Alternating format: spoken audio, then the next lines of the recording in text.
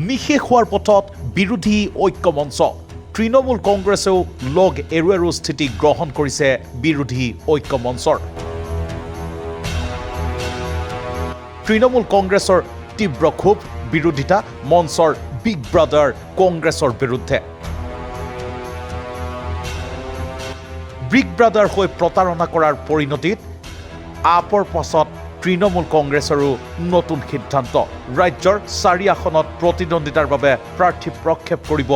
মমতা দিদিৰ তৃণমূলে 1-to-1 contest কৰিবৰ কাৰণে চিন্তা কৰিছিলোঁ যে যিটো সমষ্টিত যিটো দলৰে প্ৰাৰ্থী ষ্ট্ৰং থাকিব যিটো দলৰে হেৰি থাকিব সেই দলটোৰে প্ৰাৰ্থী থাকিব তাত বেলেগ বিৰোধী দলে আৰু তাত হস্তক্ষেপ নকৰে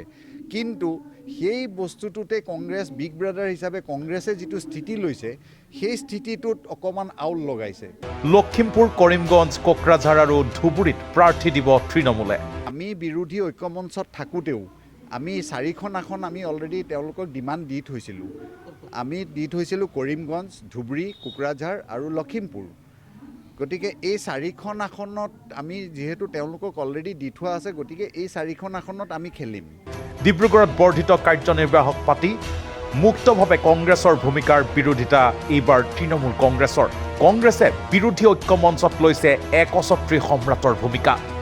আজি ডিব্ৰুগড়ৰ পেঞ্চনাৰ ভৱনত দলৰ ৰাজ্যিক সাধাৰণ সম্পাদক ব্ৰজেন্দ্ৰ প্ৰসাদ উপমন্যু বৰঠাকুৰ আৰু দলীয় নেতৃত্বৰ উপস্থিতিত অনুষ্ঠিত কাৰ্যনিৰ্বাহকত টিকট কেন্দ্ৰিক গুৰুত্বপূৰ্ণ আলোচনাৰ লগতে আগন্তুক লোকসভা নিৰ্বাচনৰ ৰণকৌশলৰ বিষয়ে আলোচনা কৰা হৈছে নিৰ্বাচন যেহেতু আহি আছে গতিকে আমি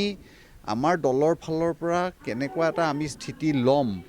আমি কেনেকুৱা ধৰণে আগবাঢ়িম আৰু সেই মৰ্মে ডিব্ৰুগড়তো আজি এই সভাখন হৈছে আৰু এই সভাখনত আমি আমাৰ দলৰ স্থিতি কি হ'ব আগন্তুক লোকসভা নিৰ্বাচনত সেইটোৰ বিষয়ে আমি আলোচনা কৰিম